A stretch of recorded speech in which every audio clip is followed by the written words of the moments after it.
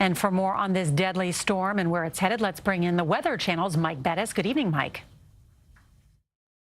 Norah, good evening. The rain coming so fast and so hard in the Dallas-Fort Worth Metroplex that city streets in Fort Worth filled up and looked like rivers here. And the water in many places has been slow to recede because we've had so much more rain through the afternoon and evening. There have been some areas around the Metroplex where rain gauges have pegged 15 inches or more of rain officially in Dallas, just over 9 inches of rain in the last 24 hours, the wettest 24-hour span in 90 years. Now, that's been good for our departures. It's basically eradicated our departure. That doesn't necessarily mean, though, that the extreme drought has gone away across Texas. Many locations have very significant rainfall departures for 2022. More heavy rains back in our forecast. Louisiana and Mississippi in particular. Norah, with some rainfall totals here estimated to be 5 to 8 inches over the next 24 hours.